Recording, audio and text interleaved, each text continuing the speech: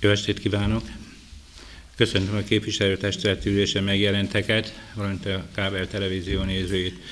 Külön is köszöntöm Németh Ferenc urat, a Planteus Kft-nek az ügyvezetőjét, aki a település rendezési szabályozási tervét készítette. Megállapítom, hogy a hétfő települési képviselőből 5 fő jelen van, az ülés határozatképes, azt megnyitom. Javaslom, hogy a meghívóban szereplő napirendet tárgyalja meg a képviselőtestület mai ülésén azzal, hogy a meghívóban 9. napirendi pontként tárgyalandó fogorvos feladatellátási szerződésének felülvizsgálata tárgyú napirendet zárt ülés keretében 11. napirendi pontként, valamint új 12. napirendi pontként zárt ülés keretében személyügyet tárgyaljon a testület. Van-e képviselőtársaimnak egyéb napirendi javaslata? Amennyiben nincsen, kérem fogadják el a napirendet. Köszönöm. Megállapítom, hogy a képviselőtestület 5 igen szavazattal, ellenszavazat nélkül napirendet elfogadta. A napirendi pontok tárgyalása előtt jegyzőkönyv hitelesítőt kell választani. Megkezdem a képviselőtestület tagjai közül kivállalná ezt a megtisztelő feladatot. Gyöngyi. Akkor a Gyöngyi vállalta, szavazzunk, hogy mi elfogadjuk-e Gyöngyit. Köszönöm. Elvére is elfogadtam. Igen, köszönöm. Megállapítom, hogy a képviselőtestület ellenszavazat nélkül volt neki Gyöngyi képviselőt jegyzőkönyv hitelesítőnek megválasztotta. Napirend előtt tájékoztatom a tisztelt képviselőtestületét és a lakosságot a 2012. december 11-i közmeghallgatáson, valamint az azt követő rendkívüli testületi ülésen és a december 17-én megtartott rendkívüli testületi ülésen meghozott határozatokról. Képviselőtestület az önkormányzat anyagi lehetősége és a funkcionalitások figyelembevétele mellett támogatja Herend város közigazgatási területén a besúranó tolvajok ellen megelőzés és utólagos felderítés céljából bővíthető kamerarendszer kiépítését. Herend város önkormányzat képviselőtestülete megállapította, hogy az önkormányzathoz beérkezett Bursa Hungarika ösztöndíj pályázatra 11 darab pályázat közül mindegyik megfelelt a pályázati kiírás feltételeknek. Beérkezett pályázatokból 6 fő A-típusú és 1 fő B-típusú pályázó pályázatát továbbítja a felsőoktatási önkormányzati ösztöndíj pályázatra, további 4 fő pályázatát anyagi helyzetre tekintettel elutasítja. Az érintettek a döntési írásba kapnak értesítést. Döntés értelmében 6 fő 10 hónapra havi 3000 forint, 1 fő pedig 3x10 hónapra havi 3000 forint ösztöndíj támogatásba részesül. Herendváros önkormányzat képviselőtestülete az egészségügyi alapellátás körében a védőnői szolgálat útján biztosított 2 közvetes védőnői ellátást 2012. december 31-e napjával megszünteti, és a feladatellátásról a Szent Gál község önkormányzatával megkötött társulási megállapodás útján társönkormányzattal közösen fenntartott védőnői szolgálat útján gondoskodik. Herendváros önkormányzat képviselőtestülete az alábbi döntést hozta. Herendváros önkormányzatának képviselőtestülete 2013. január 1-i hatállyal közös megegyezéssel megszüntetik a 2008. augusztus 27-én Bánd és Márkó községek önkormányzatával megkötött intézmény fenntartó társulás létrehozására szóló megállapodást. A Bándi és Márkói tanköteles tanulókat a Veszprém megyei kormányhivatal döntése szerint továbbra is a Herendi Általános Iskola és Alapfokú Művészetoktatási Intézmény fogadja. Herendváros önkormányzat képviselőtestülete benyújtott működtetési kötelezettség alóli mentesülési kérelmét visszavonja az Emberi Erőforrások Minisztériuma oktatásért felelős államtitkárától kapott értesítésében a 2013. január 1 és 2015. augusztus 31-e közötti időszakra megállapított megfizetendő hozzájárulás 3.783.000 forintos havi összegét figyelembe véve ezt nem fogadta el, vagyis az iskola működtetését továbbiakban is el fogja látni. Herendváros önkormányzat képviselőtestülete kinyilvánította, hogy a törvényben írt feltételekkel tartozásai megfizetéséhez igénybe kívánja venni az állam által biztosított egyszeri visszanemtérítendő költségvetési támogatást. Ez azt jelenti, hogy a 100 milliós nagyságrendben a hitel és járulék megfizetés alól mentesülünk. Ez részleteiben megszűnik az OTP-nél fennálló 18.877.000 forint tartozásunk, Raiffeisen Banknál fennálló 78 millió forint folyószámlahitelünk és a Raiffeisen Banknál kötvénykibocsátásból eredő összességében 100 millió forint tartozásunk, ez gyakorlatilag a kamatok együtt 108 millió forintot jelent, azzal együtt, hogy ami óvadéki biztosítékként jelenleg is lekötve van 50 millió forint, ezt a Magyar Államkincstárnak be kell fizetni. Tehát összességében ezzel önkormányzatunk, hogyha minden a jelenlegi állapotnak megfelelően történik, a bankoktól kapott értesítés alapján, december 28-án ezektől a hitel kötelezettségektől megszabadul. Megkérdezem, van-e valakinek esetleg részletekben menő kérdése tájékoztatóval kapcsolatban? Amennyiben nincsen, kérem a tisztelt képviselőtestületet, hogy szíveskedjen tudomásul venni a tájékoztatót. Köszönöm. Megállapítani a képviselőtestület 5 igen szavazattal a tájékoztatót tudomásul vette. Következő és első napi rendi pontunk a rendezési terv módosítása, főépítész alkalmazása. Tisztelt képviselőtestület!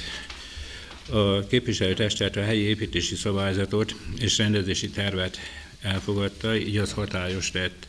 Hatályba lépést követően jelzett indokolt módosításokat a Pronteus Kft. Elvégezte, ezek átvezetésre kerültek.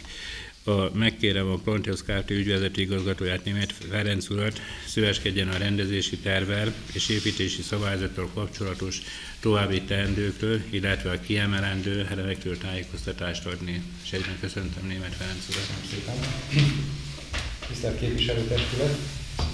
A település rendezési eszközökhöz több módosítási kérelem érkezett, amelyeket előzetes egyeztetésre kiküldtünk, és ezekre megérkezett válaszok alapján tudtuk pontosítani a végleges anyagot, ami elkészült, most már több mint 4 hónapja, mint készen vagyunk vele. Több egyeztetési probléma volt, ami miatt ez a 4 hónap sajnos eltelt azzal, hogy mi várakoztunk arra, hogy válaszokat kapjunk. Elsősorban a válaszadás az megmondom melyik módosításhoz, a 3-as számú módosításhoz volt szükséges, ahol a Verga RT és a Salon Design nem tudott pontosan megegyezni abban, hogy néhány négyzetméter hova kerüljön. Ez azért következett be, mert az ő eredeti tervük szerint, amelyeket felénk leadtak, hogy szeretnék egy útnak az áthelyezését a területük határán megtenni, azt a közlekedés felügyelet nem engedélyezte. Ennek révén át kellett tervezni ezt az egészet, ezt több fordulóban sikerült leegyeztetni a közlekedésfelügyelettel, csak nem kaptunk választ a két érdekeltől, hogy elfogadják vagy nem. Ebben volt egy vita közöttük, mint később kiderült, és erre a múlt hónap, tehát november végén kaptunk most már végleges választ, hogy elfogadják. Tehát innen kezdve tudtunk tovább lépni, ehhez kellett végül utána, onnan a pár hét alatt kellett csinálnunk még kötelező alátámasztó munkarészt, közlekedési alátámasztó munkarészt, most már véglegesen elfogadott változatukra. Úgyhogy elnézést kérek, nem rajtunk múlott, hogy ilyen sokáig elhúzódott, ennek írásos nyomai is vannak, tehát ez, hogyha szükséges, akkor remélem azért nem lesz egy nagy probléma, de ha szükséges, le tudom tenni írásos nyomait, hogy hol állt ez a dolog és miért állt. Kellett még több alátámasztó munkarészt csinálnunk, részben a főépítész iroda a 8-as út melletti korábban különleges sportterületként jelölt területre egy beépítési vázlatot is kért, amely beépítési vázlatot is közben elkészítettük. Ez a 4 hónap, ez például elég volt arra, hogy ezt meg tudjuk csinálni, tehát emiatt nem húzódott tovább. Az ügy, valamint a Kossuth utca szabályzási szélességének a csökkentésére is plusz alátámasztó munkarészeket kért a közlekedés felügyelet, ezeket is elkészítettük. Tehát mindazt, amit az előzetes egyeztetésnél kértek, ezeket sikerült elkészítenünk, és így most már a véglegesnek szánt anyag elkészült, amely anyagot, amennyiben a képviselőtestület egyetért vele, néhány napon belül vagy héten belül, hát ez most már technikai dolog, ki lehet küldeni a végső egyeztetésre a 15 szakhatóságnak. Erre nekik 22 napjuk lesz, hogy válaszoljanak. Ezután, hogyha nincs, és várhatóan nem lesz remélhetőleg az ő részükről ellentmondó vélemény, vagy egymásra ellentmondó vélemény, akkor a kifüggesztés jöhet, tehát a lakossági kifüggesztés, az 1 hónapos, és utána az elfogadás. Tehát ezek a várható következő lépések. Nekünk már túl sok szerepünk nincs ebben, csak akkor, hogy nem értünk egyet a szakhatóságot, mert a végleges anyag elkészült. Nem a teljes van önök előtt, ezek a úgynevezett háttér alátámasztó anyagok, ezek nincsenek benne, de készen van minden, tehát a részünkről ez gyakorlatilag elkészült. Ismertetném ezeket a módosításokat, hogy melyikben milyen előrelépés történt, és a szakhatóságok ehhez hogyan álltak hozzá. Az első ilyen módosítás az a Majorika gyár és a Horgász Egyesület területét érintette, vagy érinti. Itt a Horgász Egyesület bejárata mellett, attól balra, hogyha befelé megyünk, itt talán képletesebb, van egy nagyobb növényzettel fedett terület, amely a Majorika gyárhoz tartozik. Ennek az északi részén, ez az 1-es számú módosítás lapján található, az északi része az eddig a Horgász Egyesület területéhez tartozott. Ezt a Majorika gyár kérte, hogy ez a terület hozzájuk tartozó gazdasági terület legyen. Erre azért volt szükségük, hogy a meglévő területükön a beépítettség minimálisan növelhető legyen. Tudniillik, erre a területre nem lehet továbbra sem építeni.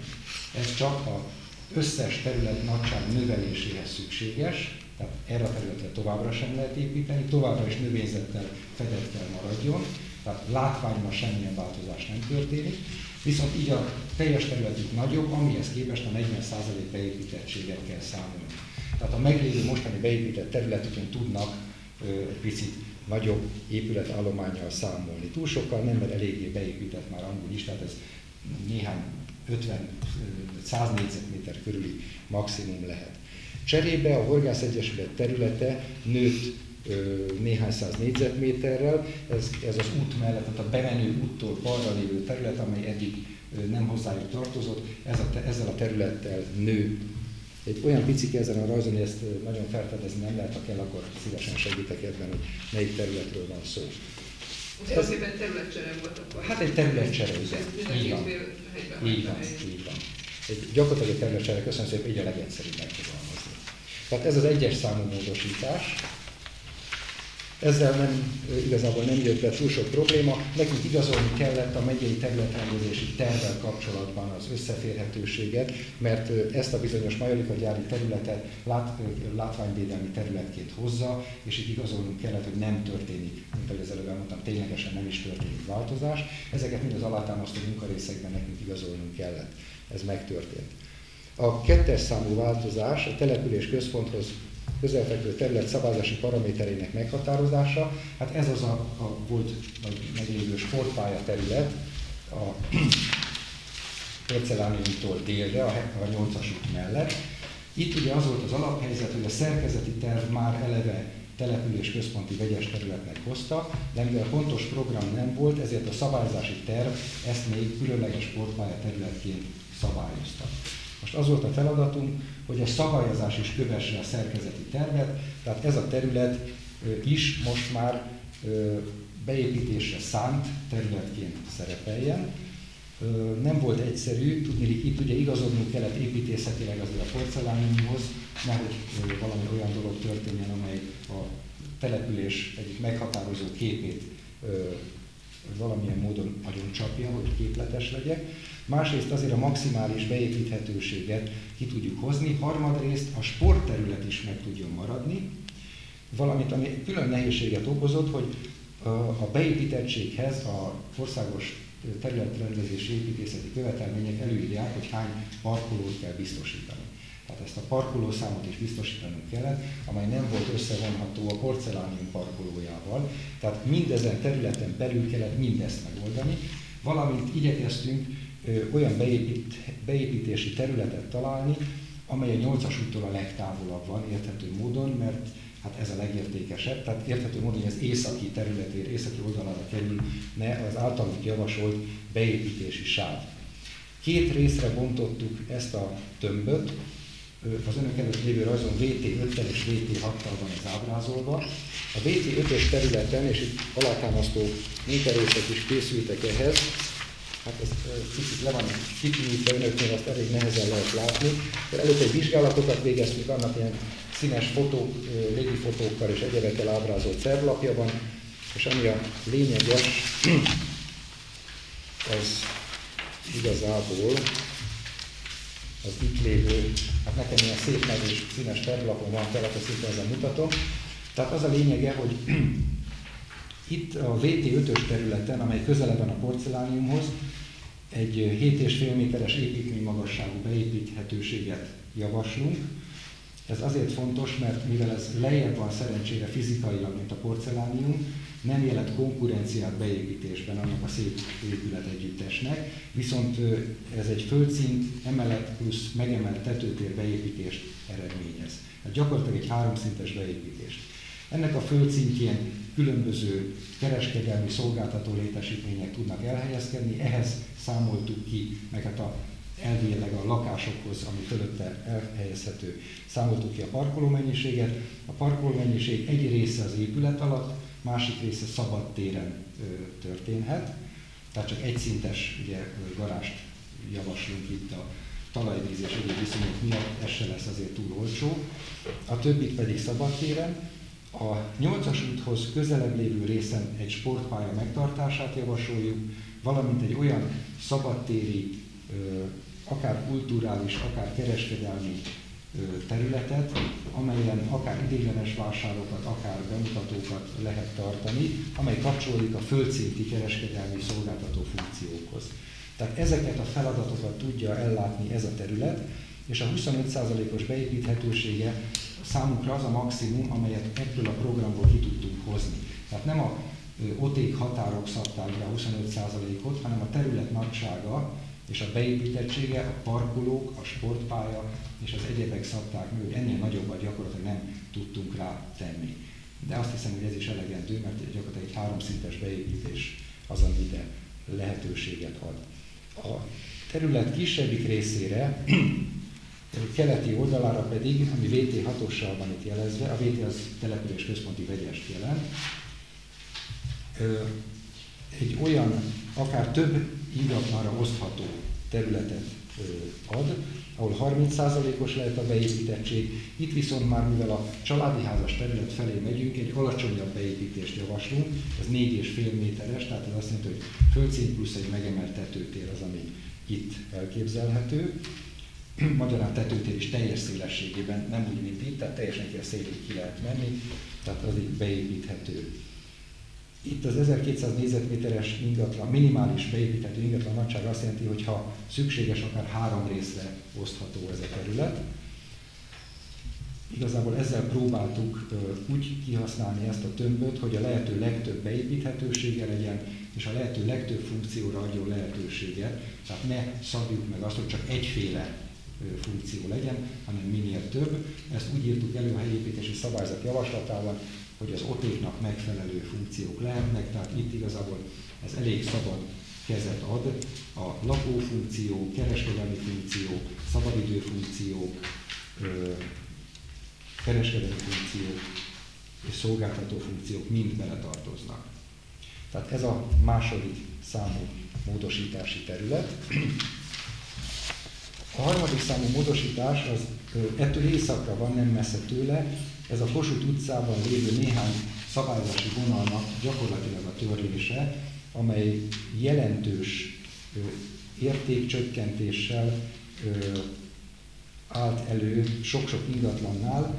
Ez azt jelenti, hogy az 557/1-es helyrajzi számtól, amelyet a lap bal felső tüskében van, egészen az 569/1-es helyrajzi számig sok ingatlant érint, amelyek egy jelentős részét útszélesítésre elvett az eddig hatályos, vagy elvett volna az eddig hatályos szabályozási terv. Hát itt külön egyeztetéseket kellett folytassunk a közlekedésfelügyelettel, a Magyar Közúttal, mindegyitől nyilatkozatokat kellett megkérnünk, amelyeket megkaptunk, valamint a településsel is ugye többször konzultáltunk, hogy senkinek nincs szándéka szélesíteni a Kossuth utcát. Ennek következtében a közlekedés tervezőink olyan mintakeresztelvényeket készítettek, amelyben a járdákkal, a vízelvezetéssel és persze az útpályával együtt, meg a világítással együtt megoldható az eredeti meglévő ingatlan határokon is, ezen az oldalon lévő ingatlan határokkal is a közlekedés, és ez szabályos, engedélyezhető, mindenre a közlekedés felügyelet ugye ad majd áment ugye a végleges tervről. Ez a 3-as számú módosítás. Ennek kinek volt ötlete, hogy szélesítsük a Kossuth utcát, és elvegyük a lakosságtól a saját területét? Ja, akkor, hát ezt nem tudom megmondani. Tehát ez így volt? Ez így volt. Már a korábbiban is, igen. Aha. Hát régen szigorúbbak voltak a szabályok az út szabályzási szélességeknél, mivel ez egy olyan út, amelyen busz jár, és településeket összekötő út volt korábban, ezért ez gyűjtőútként minősült. A gyűjtőútnak 22 méter az Otékban lévő szabályzási szélessége. Ezt alkalmazta annak idején a tervező korábban, amit mi örököltünk, ezt akkor elég szigorúan megkövetelték. Akkor még nem annyira voltak élesek azok a dolgok, hogy bizonyos telkekből lecsippenteni, ezt nem vették komolyan, hogy ezek kártérítésekkel járhatnak. Nem is volt meg még az a jogszabály akkoriban, amikor ez a jóval korábbi rendezési terv elkészült. Most már azért kemény kártérítési jogszabályok vannak, amelyekkel élhetnek a lakosok, és ezért itt bizonyos lakossági kéréseket kikérte, nem tudom, ez nekem mindegy is, mert nem azzal kell foglalkozzak.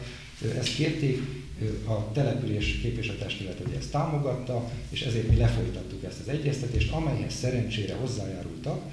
Ezt meg lehet csinálni, ezt megengedi az OTÉK meg közlekedés felügyelet is, csak ebben az esetben alátámasztó munkarészekkel igazolni kell, hogy a keskeny ebben is elfér. Tudni, az OTÉK-ban még most is 22 méter az a szabályozási szélesség, amely akkor megy át minden nélkül, hogyha ezt megtartják. Ha ennél keskenyebbet akarunk, akkor ezeket az alátámasztó munkarészeket meg kell csinálni, amiket el is készítettünk, és informálisan már egyeztettünk, hogy később ebből probléma legyen, valamint bekértük a különböző közlekedéssel kapcsolatos szervezetektől a támogató nyilatkozatokat. Így nem tudom megfelelni. Igen, abszolút tudom. Ez a 3-as számú módosítás. A 4-es számú módosítás, amit az előbb elmondtam, ez a bizonyos Szalon Design és Verga közötti belső út szabályzása, ami engem is meglepett, hogy ebből ilyen kérdést csinál a közlekedés felügyelet. Tudni, ez gyakorlatilag egy magánút, és ennek a magánútnak az áthelyezését kérték bizonyos telekhatárrendezések miatt.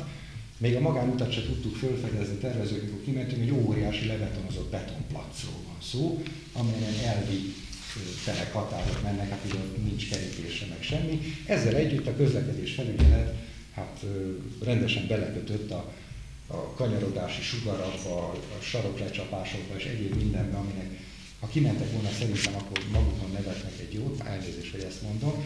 De hát emiatt elég nagy cirkusz volt. Át kellett helyezzük ezt az utat, amit ők már ugye földmérővel szépen kitűzettek, megkaptuk ezt a kitűzési vázrajzot, és hát ebben nem egyezett be a közlekedés felügyelet. Újra kellett csinálni, de ez több négyzetméter, nem óriási területek, de náluk ez elvi kérdés volt ezek szerint, tehát emiatt húzódott az egész. Sikerült megoldanunk, és már mindenki egyetért vele. Tehát ez a 4-es számú módosítás. Akkor elnézést, a puskázunk, hogy majd összekeverjük valamit.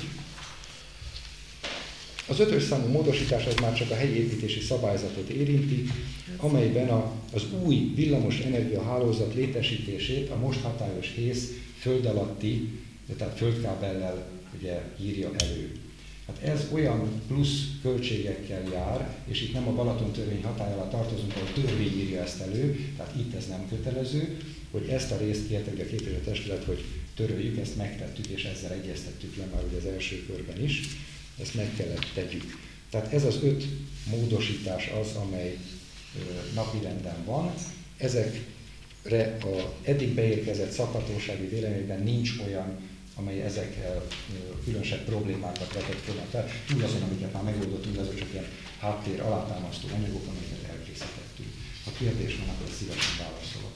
Köszönöm szépen. Nagyon részletes tájékoztatót. Csak annyit szeretnék elmondani, ezekről a kérdésekről a képviselőtestület mindegyiket megtárgyalta, tehát a folyamatos egyeztetés volt a tervezővel, és ezekről a dolgok úgy kerültek most véglegesítésre ebben a formában, hogy minden részletről tájékozódtunk.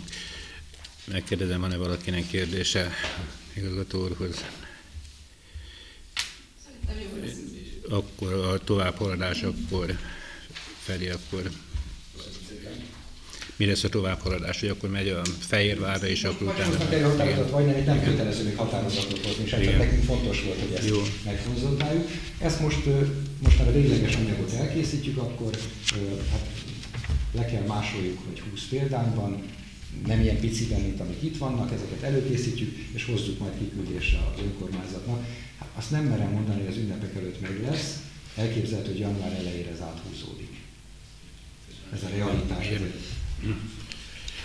Határozatot mindenképpen kellene hozni, és a határozat az előterjesztésben van. A határozati javaslatot mindannyian ismerjük. A Pénzügyi Településfejlesztési Bizottság ezt a napirendet megtárgyalta. Volt ennek a napirendnek egy másik része, és megkérem az elnök urat, hogy milyen határozatot hoznák magáról a témáról, azt legyen szíves ismertessen.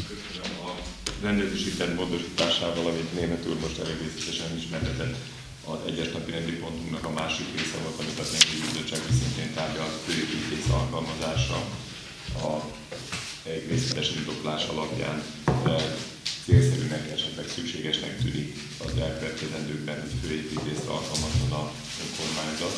A Pénzügyi Bizottság úgy látja és javasol a testületnek, hogy amennyiben valóban erre sor kerülne, elég hozzájárulását adja, hogyha a főépítésznek a munkaköre, feladatköre teljes egészében definiálásra kerül, és akkor a polgármester úgy látja, hogy elég szükség van erre a státuszra, akkor ennek a betöltésére az elég hozzájárulást a Pénzügyi Bizottság javasolja a testületnek, hogy adja meg. Igazából ennyi lenne a kiegészítés még a elhangzottakhoz. Köszönöm szépen. És akkor majd utána szeretnék csak egy pár szóval, ha megengedi szólni, mert a lakosságot érintően nagyon sok olyan változás van, csak a figyelmet szeretném felhívni egy 5 percben, ha erre most van lehetőség. Előbb hozzunk határozatot, hogy a véleményezési dokumentációval egyetértünk.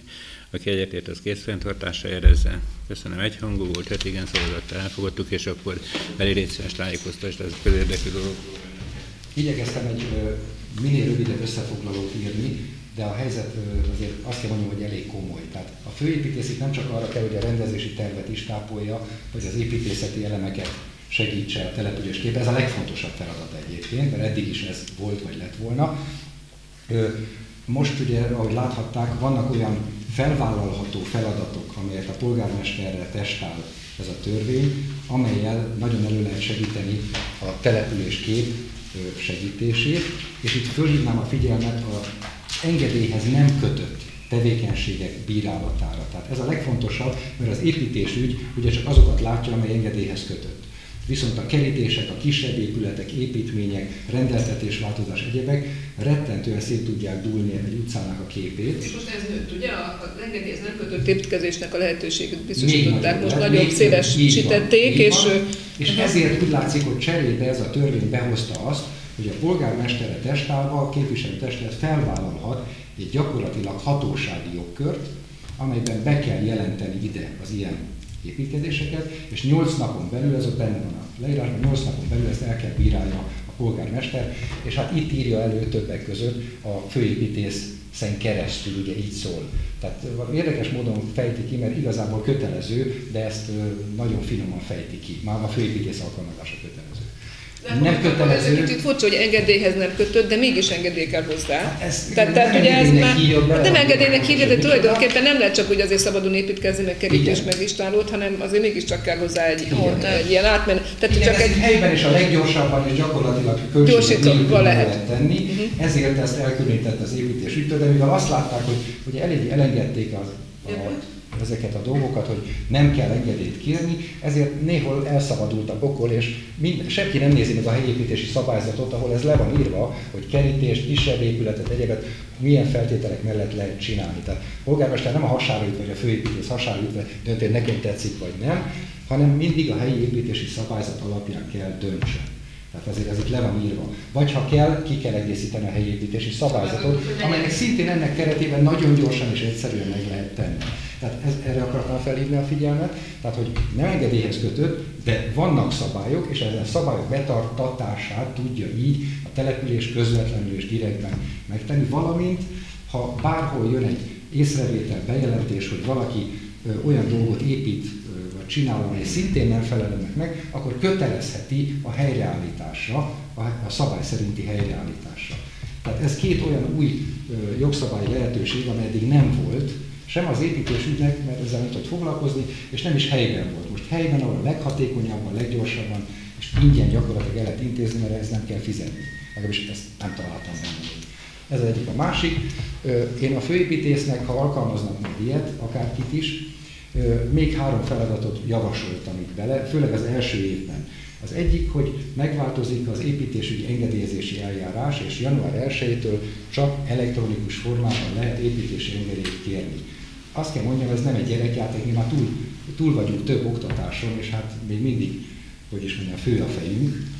Nagyon jó az egész elgondolás, semmi papír nem kell hozzá, de hát ki az, aki ért a számítógépekhez életében egyszer, maximum 2-szer építkezik, és ehhez meg kell tanuljon egy egész rendszert használni, ami nem egy egyszerű még, és még senki nem tudja, mert nem gyakorolták be. Tehát hosszú idő lesz, mire akár az építésügyben lévő hatóságok is ezt begyakorolják és megtanulják. Ehhez is a főépítész adhat egy helybeli segítséget, mert hát azért neki illik tudni, hogy ezt hogy kell csinálni. Ha nem is ő csinálja, mert nem tudja fölvállalni sok emberét, de legalább tud segíteni, akár a tervezőknek is, mert még azok is rá fognak szorulni. De is tudod építkezés, még úgyse lesz építkezés, nem probléma. De a felújításoknál csak nehezítve van minden. Ne csak az új építkezésekre gondoljanak, itt mindenféle olyan engedélyhez kötött építés. Egy kazáncserés szakos. Igen, hát piciknél is ez ugyanúgy bejön. És itt a módszert kell megtanulni, ami nem olyan egyszerű, főleg annak, aki egyszer csinálja ilyet életben. Azért mondom, nem fog csinálni egyszer se innentől kezdve. Meg drágább is lesz ettől rá. Hát ez az. Hát ezt ingyen nem csinálja senki. Hát pontosan.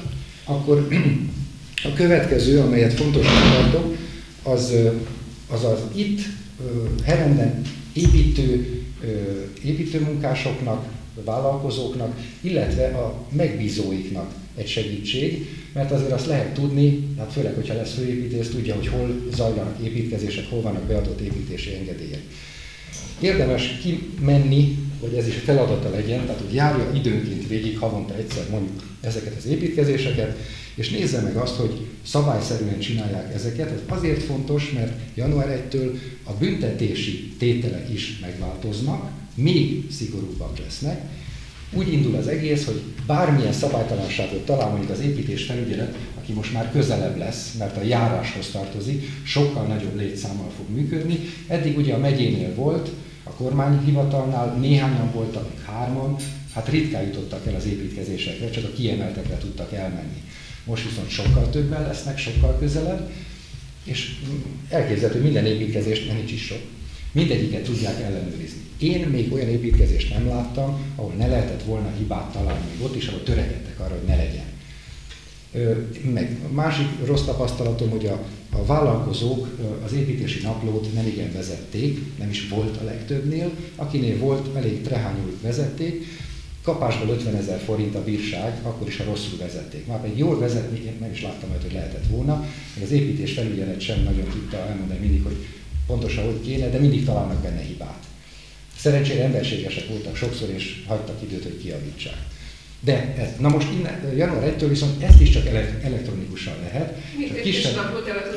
Igen, ez ugyanolyan, bocsánat, elnézést, ezért kértem időt, mert ezek olyan dolgok, ami érinti a lakosságot. De most figyelemfelhívás. Tehát csak elektronikusan lehet építési naplót vezetni január 1-től, amely hasonlóképpen működik, mint ami pénztárgépeket direktbe bekötnek az APEC-hez, ez direktbe látja az építésfelügyelet. Tehát innen kezdve a hibákat, vagy hát ők észreveszik, hogy mit érdemes nézni és mire érdemes kimenni, még nagyobb a valószínűség, hogy ki tudnak menni. A büntetési tételek pedig úgy változtak, hogy bármilyen probléma van, az alapbüntetés 200 000 forint, és arra jön rá az eddigi akár milliós büntetés is. És azt akár 3 embernek is ki tudják vetni, hát leginkább ugye a kivitelezőnek, mert annál találják a legtöbb hibát, a felelős műszaki vezetőnek, és akár a beruházónak is, ha az ő hibájából történtek ezek. Plusz, még egy nehézség, felelős műszaki vezető, aki eddig is kötelező volt, most már, hogy ezt még többen tudják ellenőrizni, az eddig akár megbízásos alapon is működött, néha a beruházó fizette, pedig ez nem az ő ember, hanem a kivitelezőjé. Most, január 1-től kezdve a felelős műszaki vezető csak alkalmazottja lehet a kivitelezőnek. Ezt azt hiszem, akinek van vállalkozása, érzi, hogy ez mit jelent. Hát mondjuk főleg kisebb építőipari vállalkozás, vagy egy egyszemélyes köműves. Hát el nem tudom képzelni, hogy ezt hogyan tudják majd csinálni, mert lehet. Egy vállalkozónak is persze alkalmazottja, ezzel nincs gond, csak ez megint tovább emeli a költségeket. Ez szerintem. Mondom, nem fognak építkezni innentől kezdve senki. De aki eddig még megpróbálta, az is abba hagyja. Igen, nem érdekelni akarok, hanem figyelemfelhívást szerettem volna ezzel tenni, mert ezek óriási problémát jelenthetnek a beruházónál, a kivitelezőnél, a felelős műszaki vezetőnél, az engedélyezéseknél és sok minden másban. Tehát ezt szerettem volna elmondani. Még egy feladatot írtam, ez mind benne van ott a pici leírásban, ha nem is ennyire kifejtve. A jogszabályok követése, mert rettentő nagyokat lehet bukni, illetve nyerni akkor, hogyha, ugye mert mindig kiküldik a jogszabályokat egyeztetésre az önkormányzatoknak is, legalábbis ezt mondják. Tényleg ki szokták küldeni, mondjuk 2 napos határidővel, vagy 3 napos határidővel, és hát a legjobb szándékú testület, jegyző, polgármester se tudja átolvasni sem, nemhogy értékelni és észrevenni, hogy melyikben milyen hibák vannak. Itt szerencsére nincs Balaton törvény, mert abban volt a legtöbb hiba, ahol én dolgozom, ott ugye Balaton törvény terület leginkább. Ott törvényi erőre emeltek rajzi hibákat a Balaton törvényben, amelyel mondjuk Balaton Szőlős község zárt kertjének 52%-át elveszítette egy rajzi hiba következtében a 2008-ban történt Balaton törvény módosításkor a 2000-hez képest. Ilyen apróságok. Most folyik a megyei területrendezési koncepció. Minket tervezőket a kutya meg nem keresett, hogy nézzük meg, nem is tudtuk igazából. Onnan tudtam meg, hogy monoszlói képviselőként életem delegálva egy ilyen ülésre. Tehát ez is olyan, hogy kiküldik, és akkor na, tisztelt képviselőtestület, jegyző, polgármester 2 nap alatt, 3 nap alatt szóljon hozzá és mondjon valamit. Hát ezekre kőkeményen fel kell készülni, nem arra, hogy ez most készül, hanem már előre. Ez is szerintem egy jó működő főépítész feladata kéne legyen. Na, tehát ezeket írtam le, ezt most csak figyelemfelhívásként szerettem volna elmondani, hogy úgy érdemes főépítészt alkalmazni, ez kétségtelen pénzbe kerül, hogyha ezeket a feladatokat ellátja, mert ez pénzspórolást is jelenthet a lakosságnak, vállalkozóknak, de az önkormányzatnak is. És van egy érdekes jogintézmény, ebben arra felhívom a figyelmet, ez az értéknövekedési hozzájárulás, amely Nyugat-Európában gyönyörűen működik már, ez a rendezési tervekhez van kötve. Itt biztos, hogy lehet ezzel majd élni.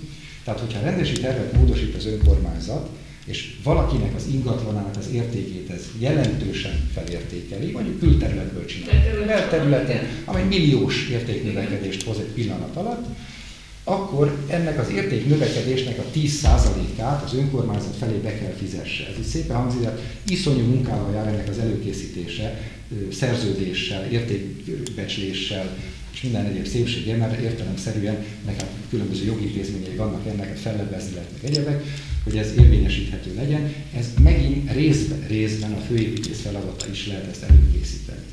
Meg hát a helyi jogszabályok előkészítése, hogy ezek megfeleljenek ennek a naponta változó jogszabályi őrületnek, ami itt van, az építési területén is. Többiről nem is beszélek, mert naponta töltünk le valami jogszabályt, ami megváltozott, és közel van a rendezési tervhez. A jogásznak kell lenni igazából.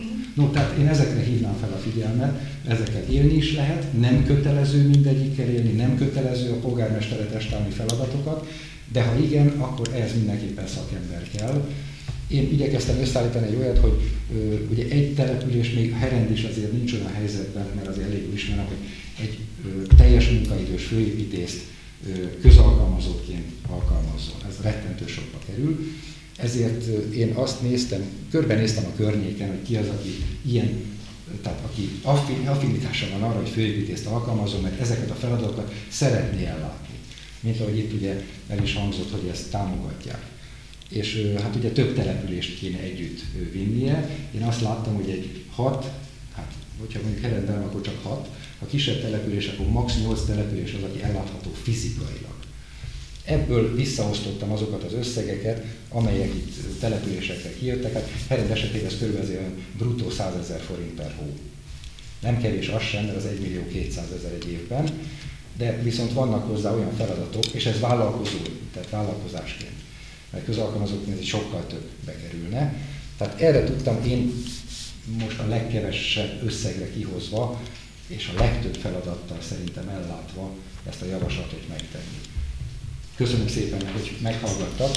Én azt hiszem, hogy ez fontos azért, hogy mindenki tisztában legyen vele, hogy milyen változások jönnek január 1-től, ami már itt van a napunkon. Köszönöm szépen. Tényleg részletes, megfigyelemfelkeltő volt a tájékoztatás. Azt hiszem, hogy a mindannyiunk számára, meg a lakosság számára is jó, hogy ezek a dolgok elhangoztak. Én hatósági jogkört nem szeretnék azért magamhoz venni, attól függetlenül örülök neki, hogy eléggé érdekes a kérdés, hogy egyáltalán egy választott képviselő hatósági jogkört milyen szinten gyakorol, de hát ez majd a törvény majd megoldja. Edző úr. Főépítészen keresztül, bocsánat, azért előkészítem, igazából aláírni kell csak, meg a felelősséget. Meg a felelősséget vállalni, igen. Csupán csak. Edző úr. Én is úgy látom a jövőre nézve, hogy a főépítési feladatkör felértékelődik.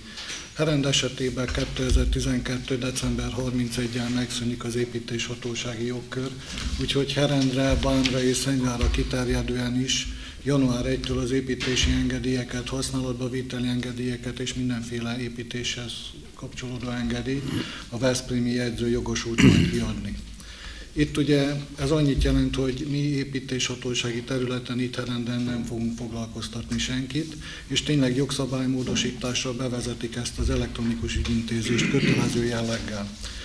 Ez annyit fog jelenteni, de inkább nem itt kezdem, hanem ott, hogy Veszprémmel egyeztettünk, hogy mivel Herenden megszűnik az építéshatóság, biztosítsanak ügyfélfogadást itt Herenden, tehát lehetőséget legalább hetente egy alkalommal arra, hogy bejön ide a lakosság, érdeklődik építési ügyekkel kapcsolatban, és megkapja a jogszabályoknak megfelelő tájékoztatást. Erre végül is azt a választ kaptam, hogy mivel elektronikusan intézik majd az ügyeket, itt erre az ügyfélfogadási időre nincs mód, ugyanis ezekben az engedélyezési ügyekben meg lesz határozva az, hogy egy építéshatósági ügyintézőnek mennyi ügyet kell elintéznie. És ráadásul a szakhatóságok úgy vesznek részt az eljárásba, hogy ehhez az elektronikus rendszerhez ők is hozzáférnek, tehát papír alapon végül is nem megy az együttműködés, hanem elektronikusan közelítik meg az anyagokat, megnézik, letöltik, válaszolnak rá, szakhatósági hozzájárulást adnak. Tehát itt végül is magára marad az, aki építési engedélyt akar kérni a településen. Akkor hol lehet benyújtani az építési engedélyt, ha valaki nem képes ezt elektronikus úton ugye bedolgozni, akkor abban az esetben mehet egyszer egy kormányablakhoz. Herenden ugye kormányablak még január 1-en nem jön létre, de 2013. október 1-től a tervek szerint kormányablak lesz, tehát akkor Herenden minden további nélkül az okmányirodában, ami most okmányirodá, akkor kormányablak, szépen beszkenelik és elektronikusan elindítják ezt az építési eljárást, tehát segítenek. De szakmailag nem értenek hozzá, csak mechanikusan az állampolgárnak segítenek, meg a vállalkozónak, hogy tovább menjen az ügye. Na most a másik lehetőség, hogy beviszik Veszprémbe az anyagot, és akkor Veszprémben ott a veszprémi jegyző, illetőleg az építéshatósága gondoskodik arról, hogy ezt az anyagot bedolgozzák, és elektronikusan elinduljon az ügy. Illetőleg még Veszprém megye vonatkozásában egy településnek, ahol nincs okmányiroda, meg kormányablak, Berhidának egy tervezetbe engedélyezték, hogy olyan elektronikus pont lesz, ahol a polgármesteri hivatalhoz lesz majd kitelepítve valaki, akinek az lesz a feladata, hogy ennek az elektronikus feldolgozását elősegítse, tehát felvigye az adatokat. Úgyhogy egy érdekes helyzet fog előállni. Tehát én is úgy látom, hogy mindenképpen szükséges lenne ennek a pótlására néhány órában, heti szinten legalább biztosítani azt a lehetőséget, hogy mankót kapjanak az állampolgárok ahhoz, hogy mit, hogyan intézzenek itt az építési ügyek területén, mert magukra maradnak. Vagy bemennek Veszprémbe. Ott sem lesz, aki foglalkozna velük tulajdonképpen járnak Veszprémben, semmilyen ügyintéző, senki nem lesz fizikailag arra alkalmas, hogy a bemenő, csak úgy oda belső állampolgárral foglalkozzon. Hát mindenki valahol be fog esni valahol, de hát időpont nélkül már soha nem lehet menni, időpontot nem kap, nincs ki adjon, nincs rá személyzet, tehát én teljes káoszt látok és teljes lehetetlenséget ebben. És az állampolgár kapni fog egy azonosítót, azzal pedig tudja majd nézni azt, hogy hol tart az építési eljárás, tehát látni fogja azt, hogy melyik szakhatóság menet közben milyen hozzájárulást adott. Tehát a másik oldal pedig, ami itt elhangzott, hogy az állampolgárnak végül is rátekintése lesz az eljárásra, hogy hol tart az ügy és látja. elmondjuk, ez mind igaz és mind nagyon jó, csak gyakorlat Ez ez kivitelezhetetlen lesz. Az ügyfélkapunak a szerepe is felértékelődik, mert az is szükséges lesz majd ahhoz, hogy benyújthatók legyenek ezek a kérelmek. Azt hiszem, hogy számos problémával kell majd még a jövőben szembenézni. Ma volt egy időságnapi összejövetel Veszprémben, és a kezdőszám egy Koncz Zsuzsa által énekelt szám volt. Azt hiszem, hogy mindannyian is lesz, ahogy lesz, úgy lesz a jövőt, nem sejthetem, majd megtudjuk, hogy milyen lesz a jövő. Én kívánom azt, hogy szép és jó gördülékeny legyen. És akkor én áttérnék a következő napi rendi pontra, megköszönöm a Németh úrnak a tájékoztatást. Köszönöm szépen.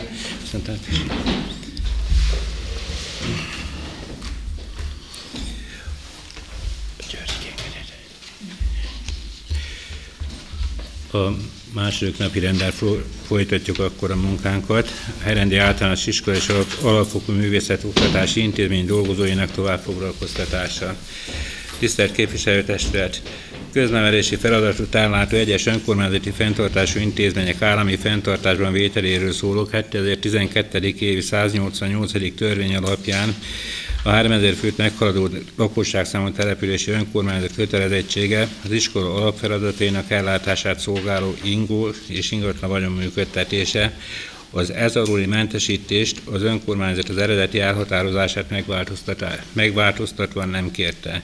Így az állami fenntartásban kerülő közoktatási intézmények úgynevezett technikai dolgozóit és egyéb alkalmazotti létszámát gazdasági ügyintéző az önkormányzat köteles 2013. január 1-től tovább foglalkoztatni. Az átadás átvétel közeli időpontjára tekintettel csak az a munkajogi megoldás jöhet szóba, hogy az önkormányzat kezdeményező az oktatási intézmény vezetőjénél a közalkalmazott áthelyezését és az áthelyezésre vonatkozó háromoldalú megállapodást kötnek a továbbfoglalkoztatásra. Az önkormányzatnak, mint az intézmény működtetőjének dönteni kell, milyen szervezeti keretek között fogja az intézmény működtetését ellátni, és az ehhez rendelt személyi állományt foglalkoztatni. Ez majd a következő év feladata lesz. A tájékoztatású közlöm Herendi Általános Iskola foglalkoztatottjainak létszáma, akiket átvesz az állam 37 fő, pedagógus 36 fő, teljes és egy iskolatitkár. Az önkormányzatnak kell a továbbfoglalkoztatásról dönteni, mivel az intézmény fenntartó, ez a KIK nem veszi át ezekben a munkakörben tartozó személyeket, gazdasági ügyintéző 1 fő, takarítónők 4 fő, műszaki dolgozó, karbantartó fűtő, sportcsarnokgondnok 2 fő, intézményi konyhai dolgozó 5 fő, ez összesen 12 fő. Közalkalmazottak áthelyezése a közalkalmazottak jogállásáról szóló törvényben foglaltak szerint a két munkáltató és a munkavállaló között megkötött háromoldalú megállapodás alapján történhet. Megállapodásnak tartalmaznia kell az áthelyezés időpontját, közalkalmazott új munkakörét, munkáját és életményét. Az áthelyezéssel a közalkalmazott jogfolytonosan kerül továbbfoglalkoztatásra. Továbbfoglalkoztatás esetén az átvevő munkáltató munkaszerződést köt a munkavállalóval. Az átvevő munkáltatónál az átvett munkavállalónak nem lehet alacsonyabb a munkabére annál, mint amely az átadás megelőzően irányuló illetménye és illetménypótlékainak együttes összege volt.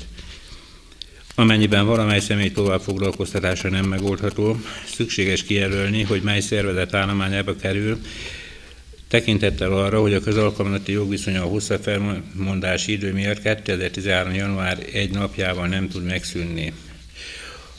Ha a megelőző továbbfoglalkoztatásról állományba kerülésre nem történne döntés, akkor adott személy 2013. január 1 napjától olyan helyzetbe kerülne, hogy nem tartozna az állami intézményfenntartó központ állományába, és az önkormányzat, illetve költségvetési szervei állományába se, annak ellenére, hogy a felmentés ideje még tart.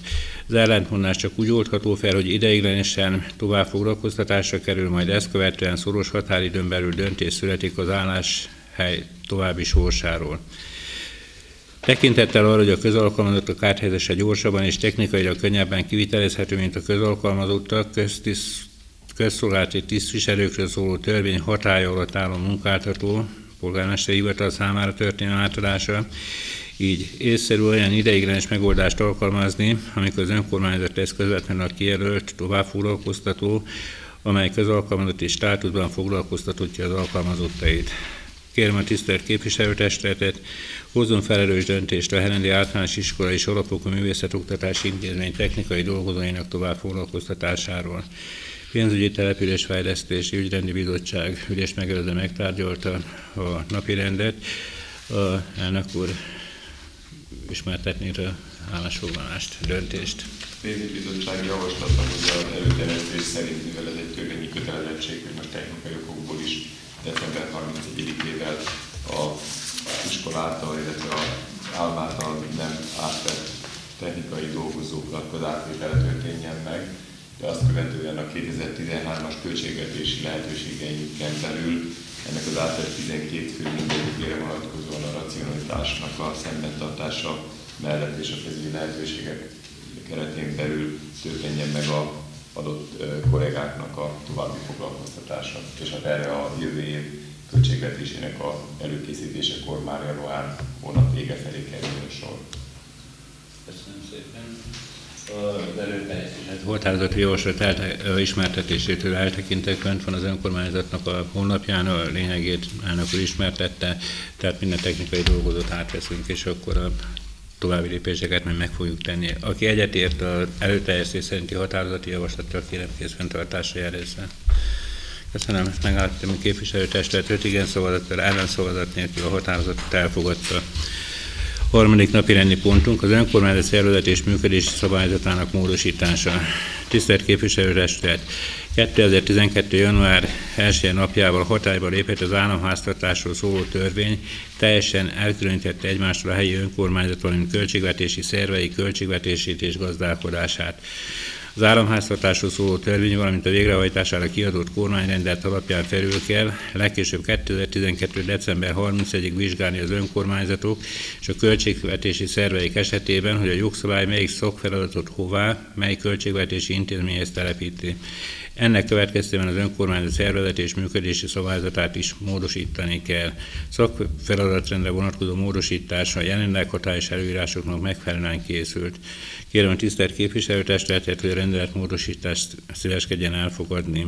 A rendeletmódosítást a Pénzügyi Településfejlesztési Bizottság támogatta. Megkérdezem, van-e valakinek kérdése? Akkor rendeletalkotás következik, aki a rendeletet elfogadja, kérem készfenntartásra jelezze. Köszönöm. Megállapítani képviselőtestület 5 igen szavazattal, ellenszavazat nélkül a rendeletet megalkotta. Negyedik napi rendi pontunk, Herendváros önkormányzat 2012. évi összesített közbeszerzési tervének módosítása.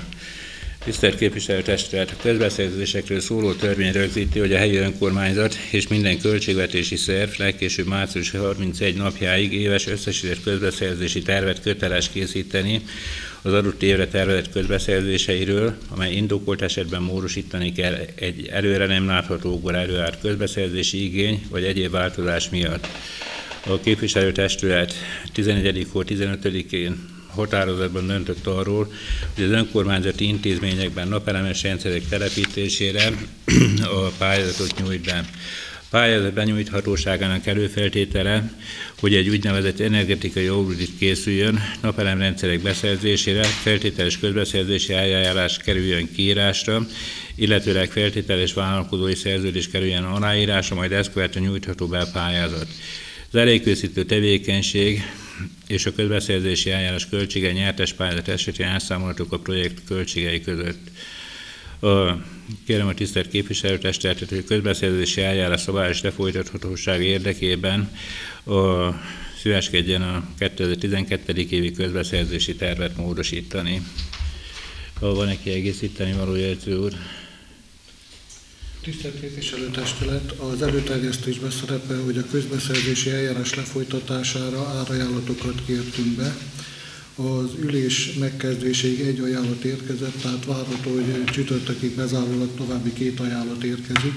Úgyhogy az lenne a javaslatom, hogy ebben az évben ne kelljen még egy képviselőtestület ülést összehívni, hogy a képviselőtestület biztosítson előirányzatot közbeszerzési eljárás lefolytatására céljára egyszer, és mellette pedig hatalmazza fel a pénzügyi bizottságot, hogy az ajánlatokat elbírálja, ami beérkezik a közbeszerzési eljárások lefolytatására.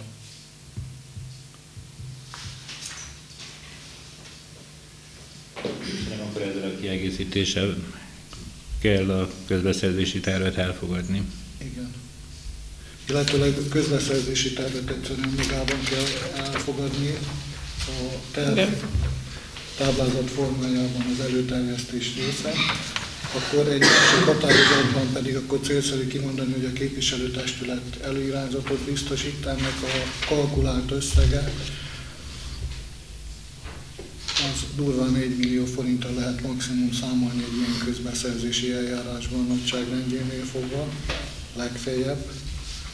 És ugyanebben a határozatban kellene kimondani a felhatalmazást a képviselőtestületnek, hogy a beérkező árajánlatokat elbírálja, és akkor a képviselőtestület, vagyis a pénzügyi bizottság döntése alapján a polgármester jogosult megkötni a szerződést a közbenyertes ajánlattevővel.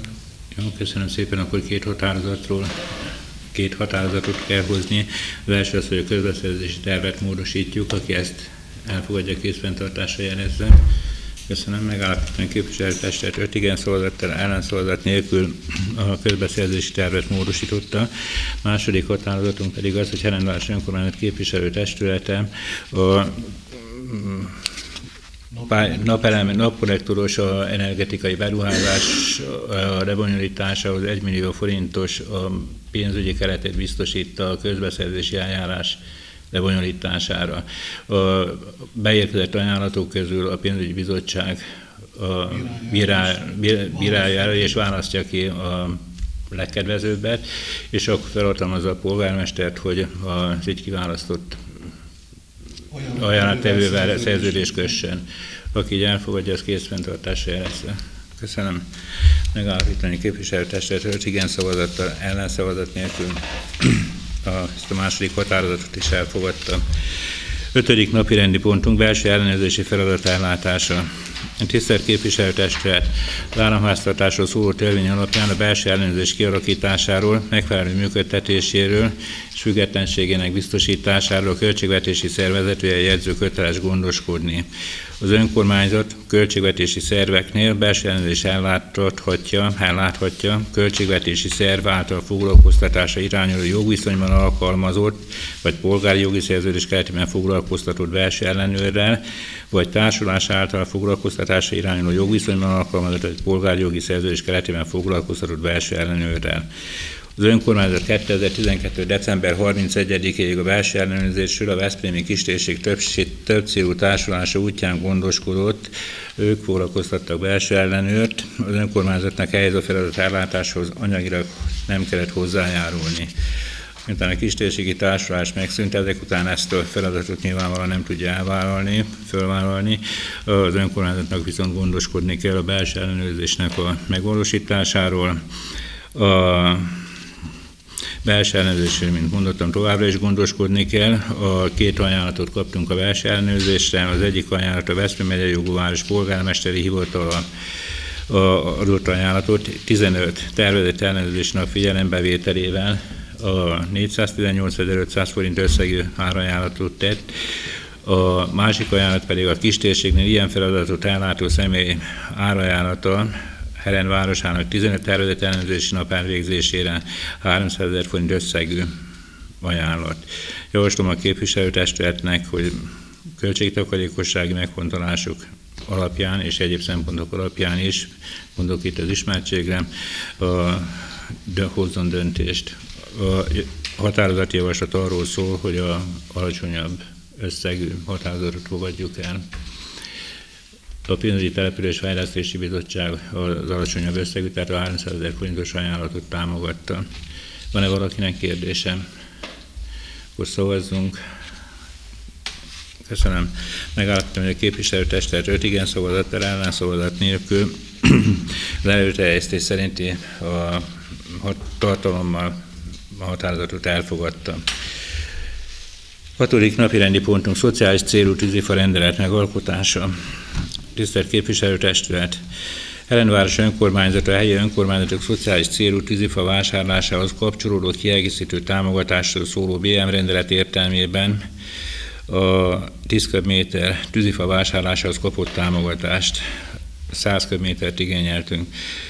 arra lettünk volna jogosultak. A BM rendelet szerint az önkormányzat 12 000 forint per erdei köbméter áfa támogatásban részesül, amelyhez 2000 forint erdei köbméter A plusz áfa önrészvállalása szükséges. A természetben formában nyújtandó szociális célú tűzifa támogatás jogosultsági és egyéb igénylésének a részletes feltételeit rendeletben kell szabályozni. Megítélt támogatást 2013. február 15-e napjáig használhatja fel az önkormányzat. Támogatás felhasználásáról 2013. március 31-ig el kell számolni.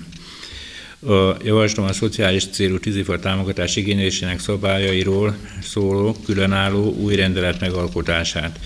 A rendeletben az egyfőre jutó havi jövedelem megállapításról, szociális igazgatásról és szociális ellátásokról szóló 1993. évi 3. törvény átmeneti segélyre vonatkozó minimum előírásai szerint történt. Az előnyben részesítő feltételként a fenti BM rendeletben meghatározott szempontokat, továbbá egyéb szociális körülményeket sorakoztattunk fel. Kérem a rendelet megtárgyalását és elfogadását. A Pénzügyi Településfejlesztési Bizottság megtárgyalta, elfogadásra javasolta a képviselőtestületnek. Van-e kérdés? Akkor rendeletalkotás következik, aki a rendeletet elfogadja, kérem készfenntartásra jelezzen. Köszönöm. Megállapítom, hogy a képviselőtestület 5 igen szavazattal, 3 szavazat nélkül a rendeletet megalkotta. A 7. napi rendi pontunk javaslat a környezetvédelmi alapról szóló rendelet megalkotására. Tisztelt képviselőtestület, környezetvédelmének általános szabályairól szóló törvény rögzíti. Települési önkormányzat önkormányzati rendelettel önkormányzati környezetvédelmi alapot hozhat létre. A környezetterhelési díjról szóló 2003. évi 89. törvény 21/V paragrafus első bekezdése helyi vízgazdálkodási hatósági jogkörében tartozó szennyvízelhelyezéshez kapcsolódó talajterhelési díj a települési önkormányzat környezetvédelmi alapjának a bevételét képezi. Települési önkormányzati környezetvédelmi alap felhasználásáról a képviselőtestületnek évente a költségvetési rendelet és az árszámadás elfogadásával egyidejűleg kell rendelkeznie.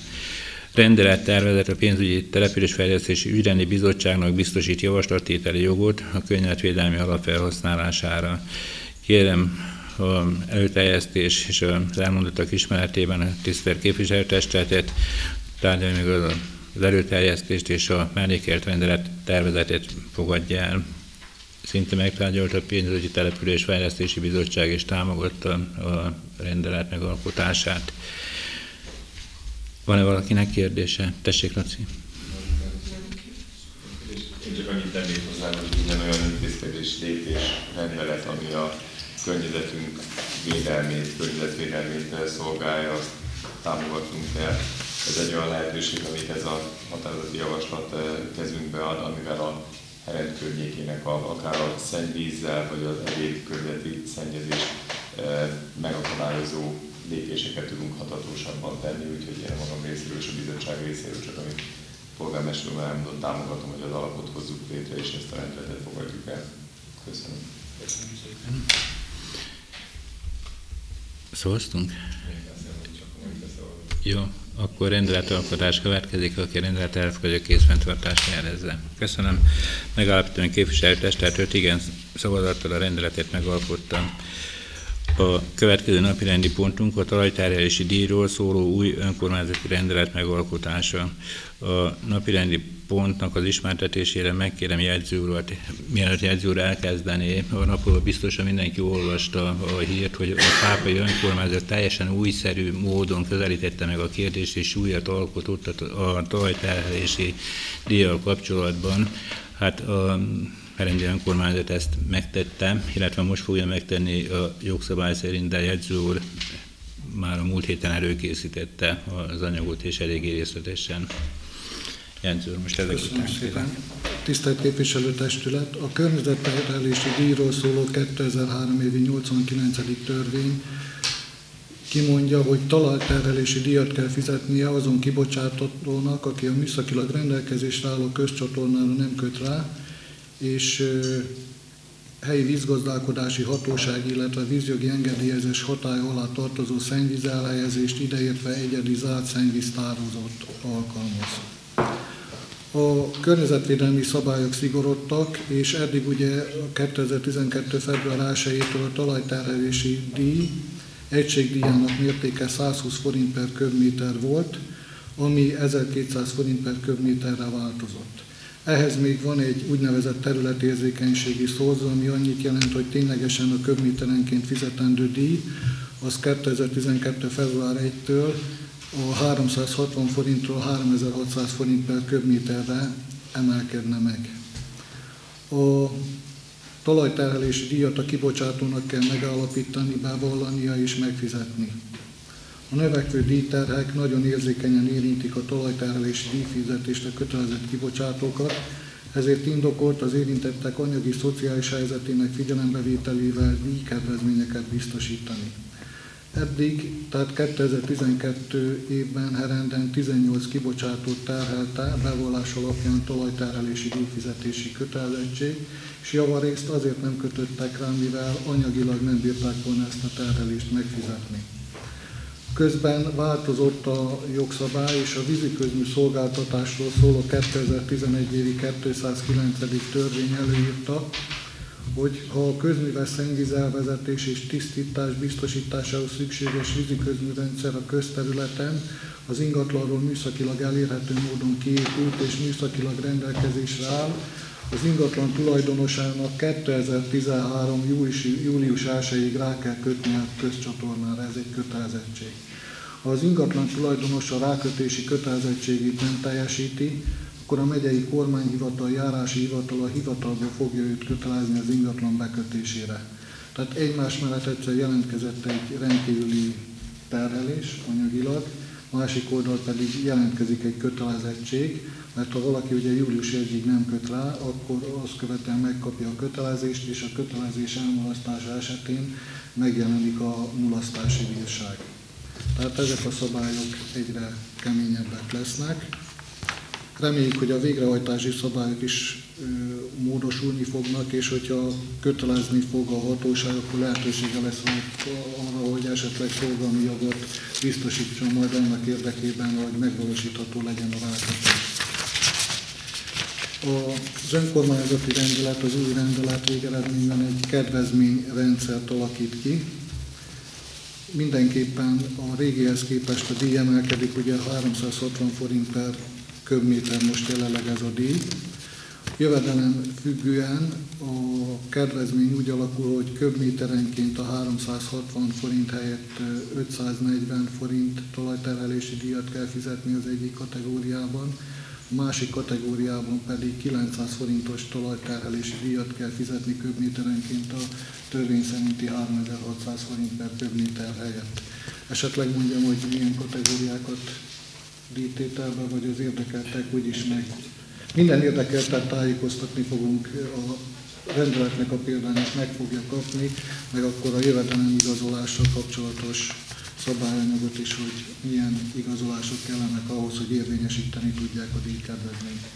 Ha így megfelel a képviselőtestületnek. Hát herenden tulajdonképpen, hála Isten, nem sok embert érint ez a probléma. Akit igen, az a 18 ember, akit igen, annak meg úgyis részleteiben kell ezzel foglalkozni. Hogy nem. Hogy pozitívan állnak hozzá az érintettek, és szeretnék ezt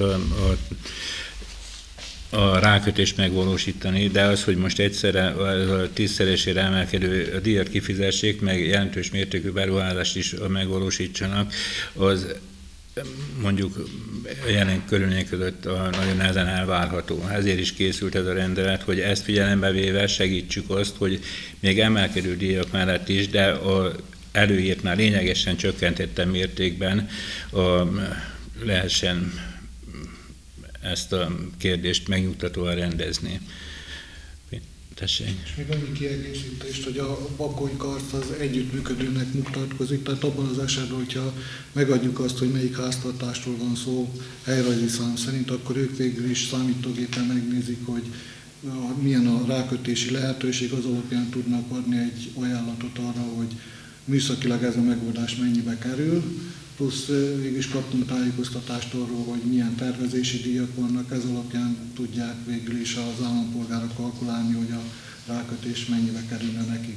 Tehát akinek ilyen igénye van, szívesen közvetítünk. Köszönöm szépen. Pénzügyi Településfejlesztési Bizottság támogatta ezt a rendeletalkotást az előterjesztés szerinti tartalommal. Képviselőtársaknak van-e kérdése? Akkor rendeletalkotás következik, aki elfogadja, készfenntartásra jelezze. Köszönöm.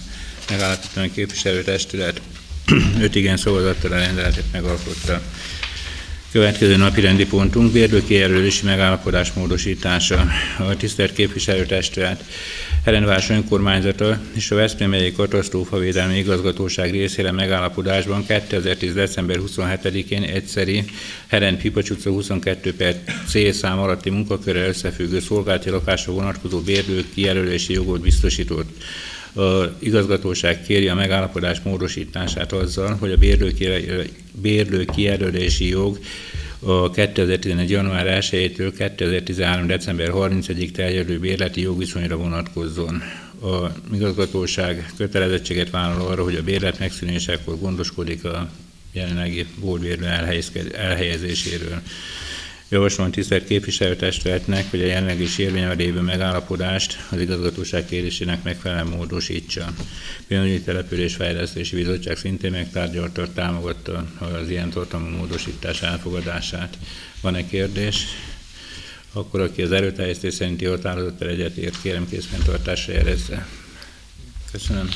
Megállapítom, hogy a képviselőtestület 5 igen szavazattal, ellenszavazat nélkül a határozatot elfogadta. Következő napi rendi pontunk együttműködési megállapodás kötése Veszprém megyei jogúvárossal. Tisztelt képviselőtestület! A Veszprém megyei jogúváros polgármestere 2012. november 30-án levélben jelezte, hogy részükről a jövő év elején beadásra kerül az Agora multifunkcionális közösségi központok és területi közművelési tanácsadó szolgált infrastrukturális feltételeinek kialakítása című pályázat, melynek célja a közösségi központ létrehozása Veszprémben, ami a HEMO-nak a fejlesztését jelenti. A tekintettel arra, hogy a megállapodás tervezetben foglalt célkitűzések támogatandóak, elfogadása az önkormányzat számára kötelezettségvállalással nem jár, sőt, mint például a főpályázónak a rendezvénytermek ingyenes használatára, vagy önkormányzatunknak az intézményi honlapon történő megjelentetésére vonatkozó vállalásai kifejezetten előnyösnek mondhatók. Javaslom tehát a tisztelt képviselőtestületnek, hogy a megállapodás megkötésére hatalmazzon fel. A Pénzügyi Településfejlesztési Bizottság szintén foglalkozott a kérdéssel, javasolja az elfogadást. Aki egyetért rá, kérem készfenntartásra jelezze. Köszönöm. Megállapítom, hogy képviselőtestület 5 igen szavazattal, ellenszavazat nélkül a határozatot elfogadta. És most a zárt ülésen tárgyalunk 2 napirendi pontot. Megkérdezem a képviselőtársaimat a zárt ülés megkezdése előtt, van-e valakinek közérdekű bejelenteni valója? Nekem van karácsony. A karácsonyfa. Igen. Vasárnap. Igen, mindenki karácsony, a ünnepség vasárnap a szokott helyen a buszmegállónál, és mindenki karácsonyfájánál a 16 órai kezdettel. Utána, hogyha megér a szokásos rendezésben, amikor megérkezik az ajándékokkal a Mikulás, akkor a kultúrba folytatódik egy tartalmas programmal mindenki karácsonyfa ünnep, vagy mindenki karácsonyi ünnepség. Szeretettel várunk mindenkit, szülőket, gyerekeket, minél többen jöjjenek el. És még van-e valakinek? Tessék, Laci. Csak 2 mondat. És ez a 2 mondat elsősorban a polgármester úrhoz szól, jegyző úrhoz, meg a hivatal munkavállalóihoz. Csak annyi lenne, hogy a 2012-es év azt hiszem, hogy az egyik legkritikusabb évünk volt. Számtalan olyan új változás történt az év folyamán, meg még folyamatban is van, amire nem számítottunk, ami teljesen újfajta feladatok elé állította a hivatalt, és azt hiszem, hogy ez az elmúlt néhány hónap kimondottan meg is viseltek előképpen a apparátust, a hivatalt, és de magam nevében szeretnék polgármester úrnak, jegyző úrnak és a polgármester asszonynak és a hivatal minden munkavállalónak köszönetet mondani a pénzügyi bizottság nevében. és hát kívánni nekik további jó erőt, egészséget, kitartása további munkához. Köszönöm. Köszönöm szépen. Köszönjük szépen. Akkor még én is szeretnék köszönetet mondani mindazoknak a herendi lakosoknak, képviselőknek, lakosoknak, akik Herend közéletében aktív szerepet vállaltak, segítették, hogy a településünk fejlődjön, növelje az ismertséget, az elismertséget, a közösségi élet kialakításában szerepet játszottak. Nagyon köszönöm, hogy valami megmozdult Herenden. Köszönet azoknak a személyeknek, akik ebben aktívan részt vettek. És végezetül tisztelt képviselőtársak, tisztelt herendi lakosok! Mindannyiunk életében fontos szerepet kapnak az ünnepek, ki a maga módján ünnepel. Másként éli meg ezeket a napokat, az ünnepvárást, mint a sima hétköznapokat. A karácsony közeledik, mindannyiunkat várakozás tölt el. Ez a várakozás lehet örömteli, és egyben szorongással teli is. A szorongás azért van, mert visszagondolunk a mögöttünk álló időre, és visszagondolhatunk azokra a dolgokra, amiket megtettünk volna, de nem tettünk meg. De ugyanakkor várjuk az ünnepélyes szép estét, tündöklő fát, gondtalan együttlétet, és az ajándékot, ami lehet fizikai ajándék, és remélem, hogy egyre inkább szerepet játszik a szellemi ajándék is. Mindenkinek szüksége van a szeretet ajándékára, mert szeretet nélkül még a boldogságunkat sem találjuk meg. Hányszor, de hányszor kívántunk már egymásnak békés, boldog karácsonyt. Vajon mi volt a foganatja? Tiszta szívből kívántuk, vagy csak megszokásban, mert azt szokás mondani karácsony előtt? Közben pedig egészen mást akar, vagy talán nem is akar semmit a mondás.